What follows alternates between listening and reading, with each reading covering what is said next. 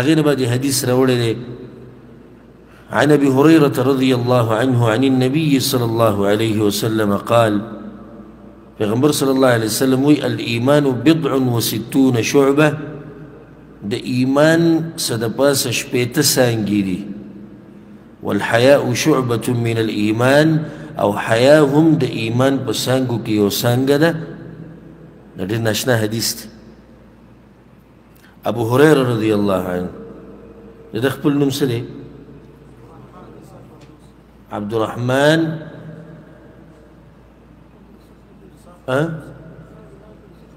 عبد الرحمن بن عوف تاسو ټول ګډوډ کړو د ده په نوم کې اختلاف دی چې عبدالرحمن دی که عبدالله دی څوک پکې نور نومونه ذکر کوي مشهور نومونه هغه دوه دي عبدالرحمن او یا عبدالله الدوس قبیلې سره دې تعلق ساتي چې هغه د یمن قبیله ده او د هغه صحابه کرامو کې چې پیغمبر صلی الله علیه وسلم نه ډېر زیات حدیثونه را نقل کړي دي ابو هريره کنیت ته په دې مشهور شوی یو وجه یې د هغې دا دی چې د ده د پیشوګانو ساتلو سره محبت و نو ځکه په پیغمبر صلی الله علیه وسلم دا نوم کېښو یو وجه دا هم ده چې پیغمبر صلی الله علیه وسلم یو باغ ته ننوتی او دې هغه باغ ته اوړېدو یا ننوتو نو هغې کې لاندې چې کومه لار وتې وه د اوبو دپاره په هغې کې ننوتو دننه ورغی لکه پیشو چې ورننوځي نو د هغې د لاسه پې دا نوم پرېوتو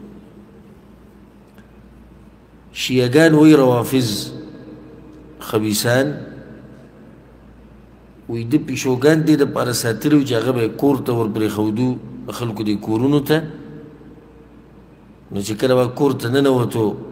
دننه کور کې چرګانې خوراکي پیشوګان به ورننوتو بیا به دې په دې پیشوګانو پسې ورننوتو نو د خلکو زنانه به یې کتې دا د هغو شیعګانو روافظو سوچ دی د دې اوچت صحابي په باره کې نو دا کنیت ولا رسول صلی الله علیه وسلم یې ښوده ابو هر به ورته هم وایي کله ناکله او ابو هریره باندې مشهور دی دی وایي چې پیغمبر صلی الله علیه وسلم نه ما دا خبره اورېدلې ده چې ایمان څه د پاسه شپېته څانګې لري او حیا پکې یو څانګه ده نو دې کې تشبیه د ایمان د ونې سره شوه مخکې تشبیه د ایمان د څه سره وه د اسلام د خیمې سره او دلته د ونې سره ده دا حدیث دلته راوړو رد یې وکړو په هغه خلکو باندې کوم چې وایي چې عمل ته ضرورت نشتی نو هغه ورته وایي امام بخاري ورته وایي د الله بنده د ایمان خو څه د پاسه شپېته څانګې دي ورته وایي عمل ته ضرورت نشتی د امام بخاري نه والله کله چا پلار بیا خلاص کړي چې کله د هغه مقابلې ته راشي دا ټول دلایل به په دې خبره لګوي چې ایمان قول دی او عمل دی او کمیږي او زیاتېږي دا به ثابتې دې ځینې ثابته کړه والحیاء شعبة من الایمان او حیا هم د ایمان په څانګو کې یو څانګه ده به دې ځای کې ته یو فایده ذکر کړم د څانګې تعلق د ونې د جلډې او د ویښ سره یي که نه یي نو دغه شان د کوم چې یو سړی دعوه د ایمان کوي نو په ده کې به عمل وي ځکه چې جړ خو ایمان دی که نو چې دعوه دی د ایمان کوي چې زما په الله باندې ایمان دی او په پیغمبر باندې او په آخرت نو په ده کې به عمل وي بیا څومره چې دا ایماني دومره به هر څه عملي هغه په اندامونو راښکاره کېږي رد دی په هغه خلکو باندې کوم چې وایي چې ورته وایي ږیره پرېږده نو اصل ایمان کم ځای کې پکار دی زړه کې دا هم ګورئ د دې نه هم دې خبرې بین راځي چې یعنې عمل ته ضرورت ظاهري نشتی زړه کې وایي پکار دی ولې خطرناکه خبره ده خو عوام ته کله داسې جوور خبره دي ښه د زنانه دپاره پرده پکار ده وایي اصل پرده د څه پکار ده د زړه یعنې دغې اعتبار نشته نو جواب د هغې دا دی چې یو خو ستاسو له دې خبرو نه د دې بین راځي چې اندامونو عمل ته ضرورت نشته او دویمه چې په زړه کې صحیح هغه په بدن راښکاره کېږي بهر او د دې داسې مثال واله کله چې یو سړی ګاډی ورسره یو ګاډی چلی او د سره ګاډي دې ټانکۍ کې پیټرول نیمي نو کانټه په کوم ځای باندې ښایي په دې منځ باندې ښایي او چې کله فولي نو کانټه په اف باندې ښایي او چې کله بلکل ختم نو په ای باندې ښایي بلکل ختمه نو ټانکۍ کې چې څه دي هغه بار ښکاري دي زړه کې چې څه دي دا بار ښکاره دي ګیره نشتي د زنانو پرده نشتي اسلامي لباس نشتي اسلامي آداب نشتي عبادتونه نشتي جی اصل ایمان وي کوم ځای کې پکار دی وایي موږ ته پته ده ستا د زړه د ایمان و دا د زړه ایمان دی چې هغه پلانې د الله بندګي ډېره کوي ایمان یې ډېر دی زړه کې او د ده ایمان کمزوری دی ځکه دا خبرې کوي حیا د ایمان په څانګو کې یو څانګه ده حیا ډېر اوچت اخلاق دي هغه اخلاق چې شریعت موږ ته امر کړی دی په هغې باندې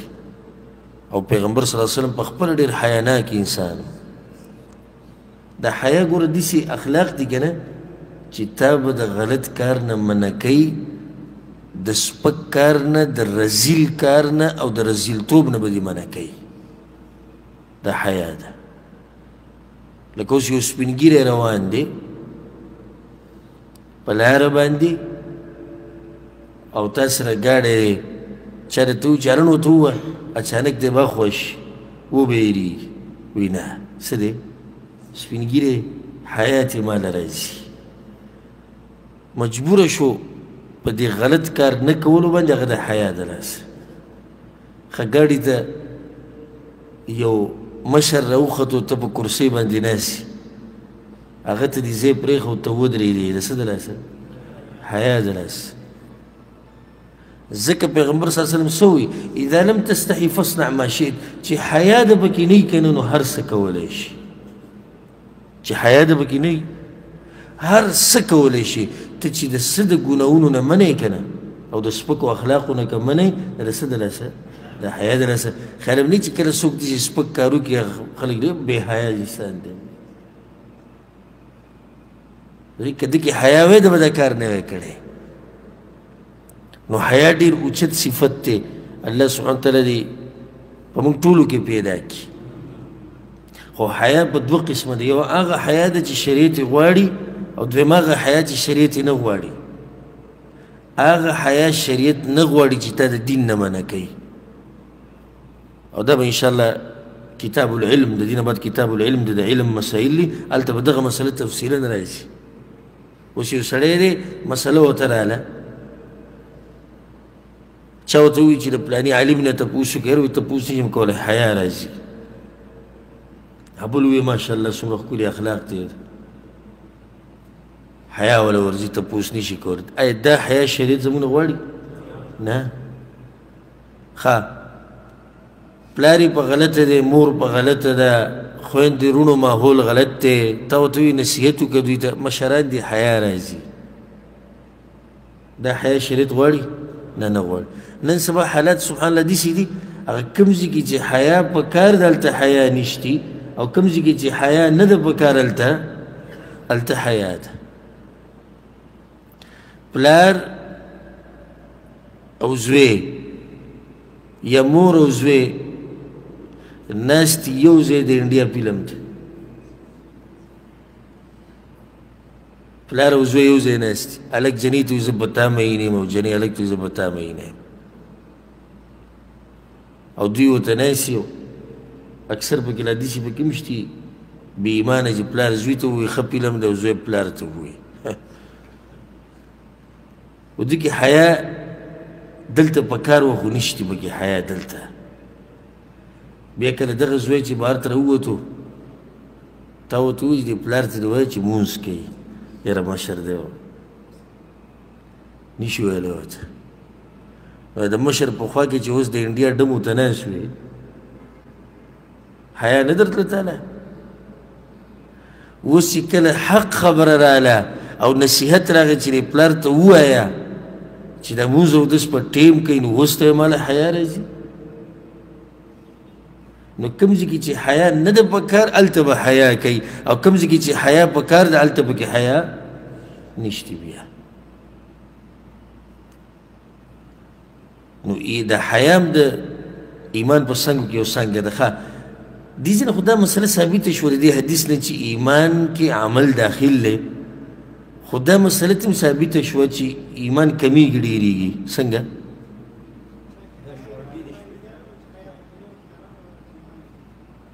کیدای شي څه د پاسه شپېته شعبې دي دا خو په یو ځای په چا کې نه دي راګیري چې څومره یې دومره ایمان دی یوه دی دلیل شو دویم حیا دا د ایمان څانګه ده که نه اوس په خپله دغه سړی راګیرېږي دا کوم چې ګمراه دی وایي چې ایمان نه ډېرېږي او نه کمیږي سبحان الله دا مرجعه چې کوم دي ایمان نه ډېرېږي نه کمیږي یوازې صحیح ده ایمان دا ټکي ورته مه وایه وایي د دې پلاني او د پلاني په باره کې څه وایي دو کې حیا شته که نه وایي دا ښه دی حیاناک ته او ده کې حیا لږه کمه ده وایي حیا پکې څه ده